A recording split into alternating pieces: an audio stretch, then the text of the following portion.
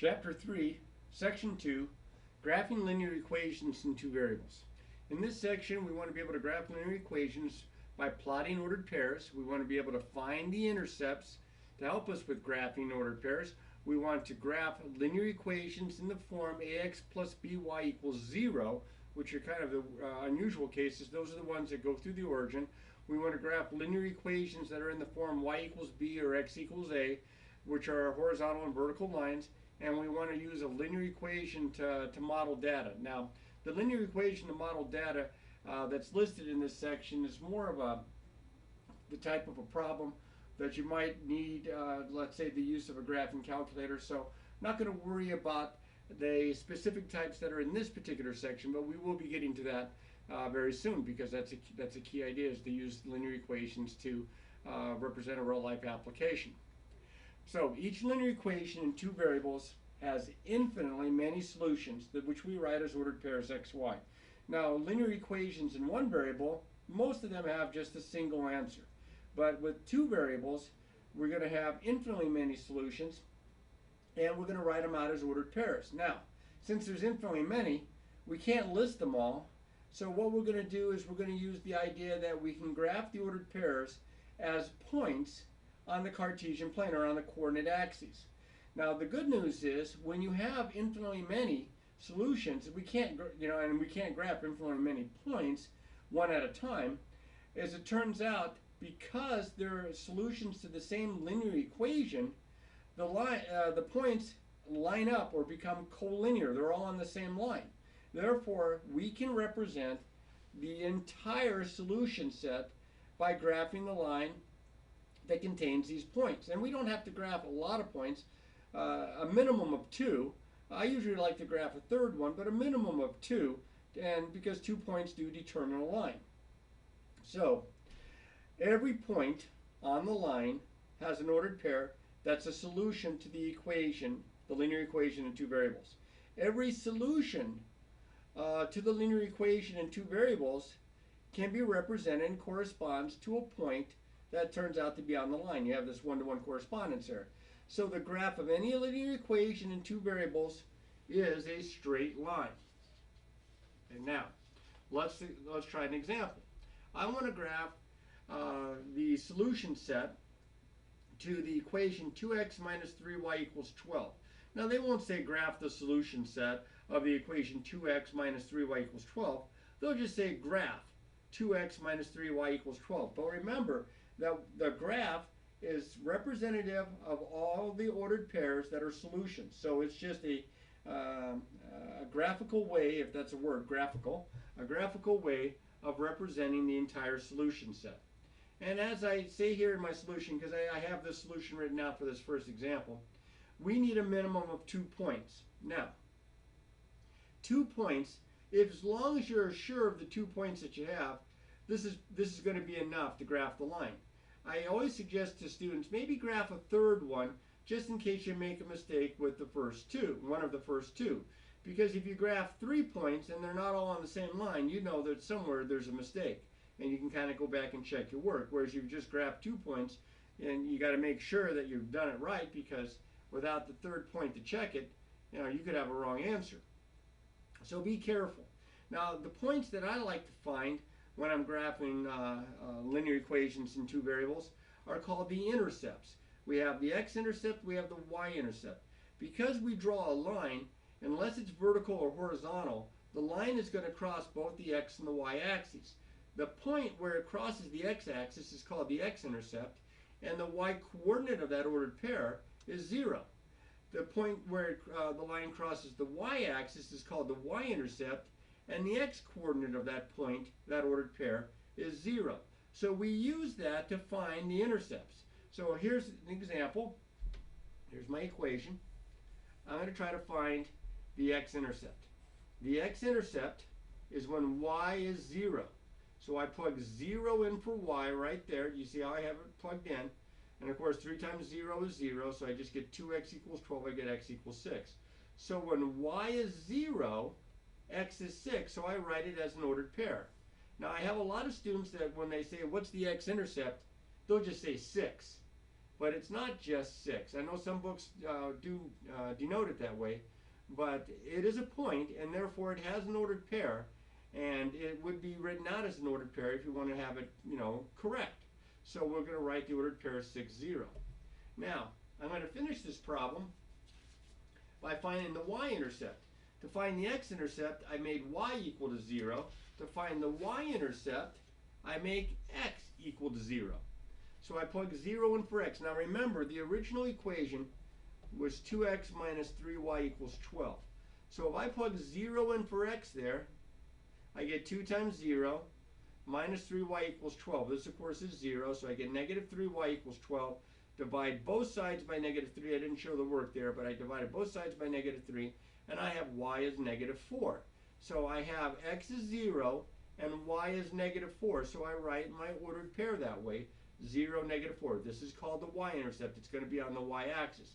So as you can see here, I've drawn a set of axes out. Now, if you do this, you either want to use graph paper where they already have like grids drawn out for you, like this one, or the old traditional graph paper, and you get a straight edge and you draw your axes yourself and mark your points.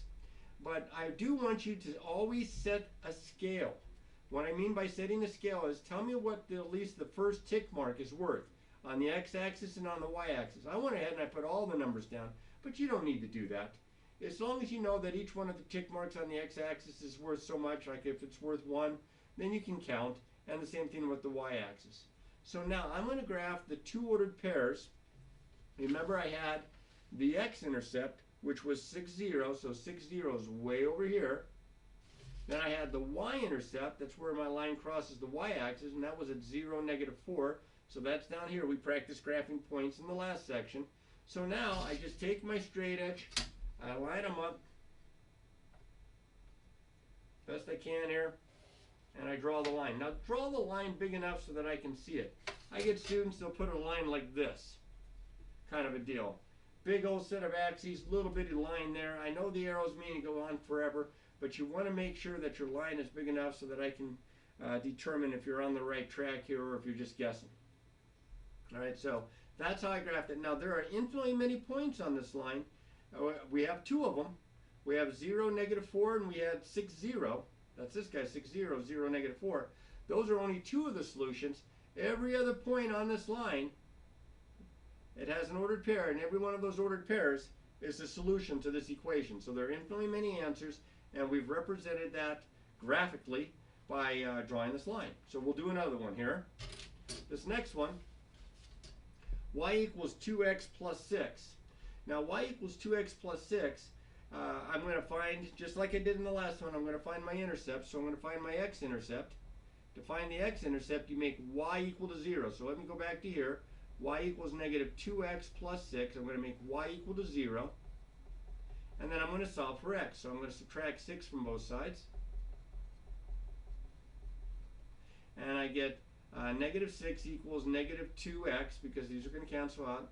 Then I'm going to divide both sides by negative 2. And I get x is equal to 3. So that means my x-intercept is 3, and remember the y was 0, is the ordered pair 3, 0. To find the y-intercept, the y-intercept is when the x is 0, So now I'm going to plug 0 in for x here, and I have y into here, y equals negative 2 times 0 plus 6. Well, negative 2 times 0 is 0, so I just have y equals 0 plus 6, which is 6. So I have the ordered pair 0, 6. Now I just need to graph out a set of coordinate axes and graph these 2 points here. So I'm going to kind of do it the lazy way here. I'm just going to use one of these ready-made grids here. And so remember, my intercepts are 3, 0, and 0, negative 6. So right on this axis, 3, 0, 1, 2, 3 is right there, and 0, 6, 1, 2, 3, 4, 5, 6. Put a couple of points there. Get your straight edge out. I'm going to use a colored pencil on this one, and I'm going to set this up, and hopefully I'm going to be neat enough that I can get a reasonable graph. There it is. And that line that's in red there represents the solution set to the equation y equals negative 2x plus 6. So we'll try another one. These are not so bad. You should remember this from your algebra days. Now in this case, it says the graph y equals 2x minus y equals 0. Well, to find my x-intercept, I make y equal to 0. So if I plug 0 in for y, I get 2x minus 0 equals 0. I get 2x equals 0. I divide by 2, and I get x is equal to 0. So the x is 0 and the y is 0. So that means not only is this an x-intercept, this is also a y-intercept. It's the same one. It's the origin. It's the only point that's on both axes. Well, one point is not going to do it. I need at least one more point to be able to graph a line. So what I'm going to do is I'm going to take 2x minus y equals 0, and I'm going to plug in a number, any number, in for either x or for y, and just for convenience sake, I'm just going to plug a number in for x. So I can pick any number I want. Let's let x be, how about 2? So if I plug 2 in for x, I get 2 times 2 minus y equals 0. I get 4 minus y equals 0. If I add y to both sides, 4 minus y plus y equals 0 plus y. I get 4 is equal to y. So I have a second point. The x was 2, the y was 0. So I have 2, the y was 4, excuse me. So I have the point 2, 4. Now that's not an intercept, because this is my intercept right here, my x-intercept and my y-intercept. But it's a second point, and 2 points determine a line, so I should be able to come up with a reasonable sketch. So again, even though I have all this space down here, I'm going to just go ahead and grab the grid that I had from before, and I'm going to graph the 2 points that I just determined, which were 0, 0, which is right smack dab on the x and y axis, right there where they intersect. And then I also have the point 2, 4. So from the x-intercept, or excuse me, from the origin, 2 to the right, up 1, 2, 3, 4, and that will be enough. I did the last one in red. This time I'll do this one in green here. I line them up, and be careful lining them up. Don't be in such a rush. Come up with hopefully a reasonably good looking graph. And notice how I'm using a ruler here to make sure that I have a straight line instead of something that looks, or is supposed to look like a straight line. I have had in the past students graph lines and they look more like circles than lines.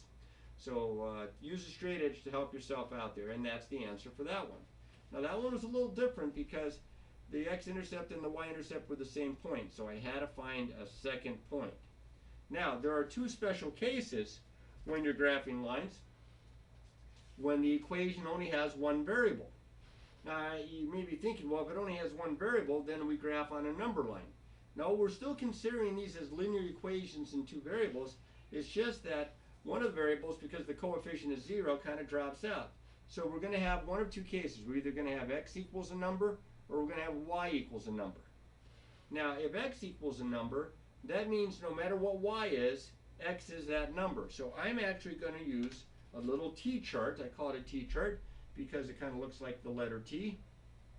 I have x and I have y, and I'm going to pick, let's say, 3 numbers that are for my y value. I'm going to pick 0, 1, and 2. So what I want to do is plug 0 in for the y in the other equation. Well, there is no y. I just get x equals 3. So when y is 0, x is 3. When y is 1, x is 3. When y is 2, x is 3. And what you'll see here is they all have the same x value because it's x equals that constant. So when I go to graph this, and here's another set coordinate axes here, and I graph this, I'm going to graph 3, 0, which is my 1, 2, 3, my x-intercept, but then I'm going to graph 3, 1, and 3, 2. Now, even though my graph's not perfect, I'm hoping that you can tell that these 3 points are all on the same vertical line. So I graph the vertical line. Put arrows on the ends to indicate it. Don't just graph a line and skip the arrows. That would indicate more of a line segment.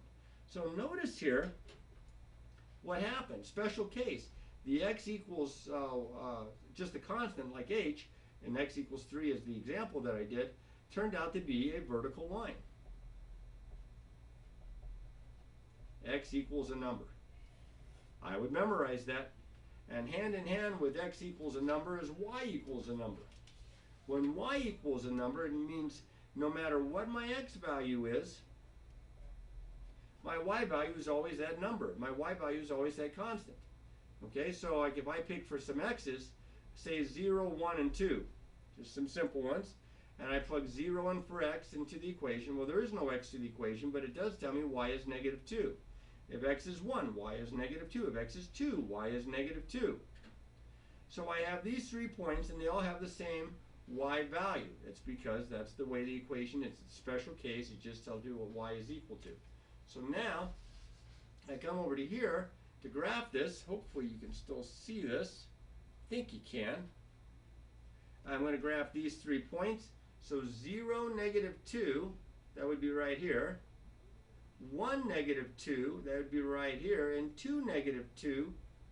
And I hope that you can see by the pattern that these 3 points are all on the same horizontal line. So if I go to graph this, let's see, let's use a red pencil this time. Try to get over here so I can see what I'm doing here. And, oh, my straight edge moved a little bit. Don't let that happen to you. Keep it straight. Keep it steady there. And so now I get this horizontal line. So when it's just y equals a number, like in this example, you get a horizontal line. Now to me, these are the easiest type to have because you really only need to graph one point and then you just either draw it up and down or left and right, depending if it's vertical or horizontal, respectively. So you should try to put this to memory. This is good stuff to be able to recall on later on because these examples happen quite a bit. All right. Oh, and actually that was my last example. I'm sorry, I thought I had one more example written down, but that was my last one. So practice these problems. Make sure that you do the special cases, the cases where you have the x and the y terms, but there's no constant term, or when there's only one variable, so that you can remember the special cases. And always practice, practice, practice.